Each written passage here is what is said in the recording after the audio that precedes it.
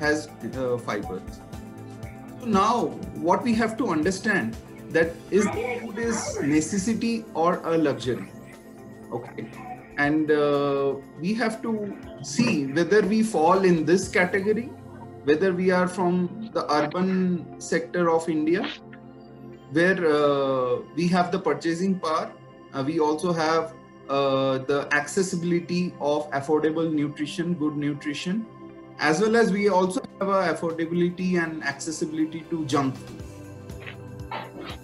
There is another section of our society who are going to the midday meal, and the purchasing power obviously is not there. Also, the accessibility of right nutrition is also not there.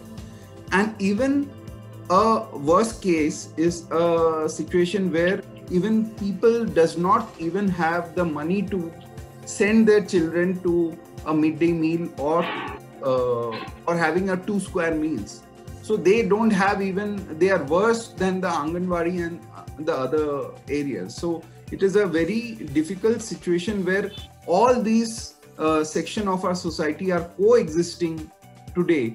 And we have to understand whether today what food we are eating is a luxury or a necessity.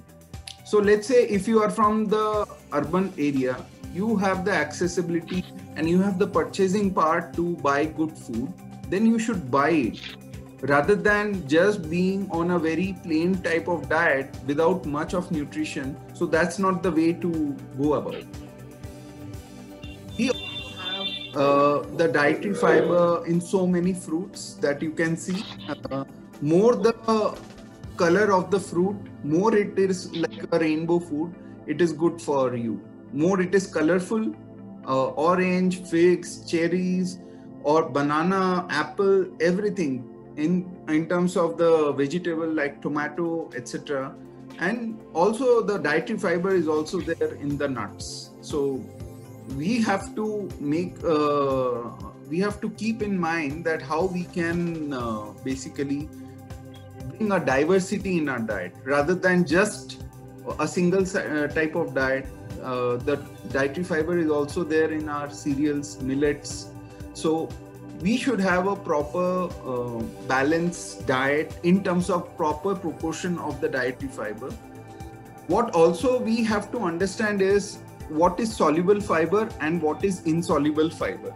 And we have to see that what do you mean by soluble fiber. So the soluble fiber is a type of fiber which you see in various vegetables and fruits, and it absorbs water and turns it into a soft gel in our digestive system, and it protects against the gastrointestinal muscles around the corner, and it also slows digestion and relieves constipation. Also, we also need to include insoluble fibers, which stimulates the gut tract, and it helps in the proper constipation and the peristalsis of the fecal matter. That is very important. You get a lot of insoluble fibers from your cereals like wheat as well as millets and many other grains like corn, oats, etc.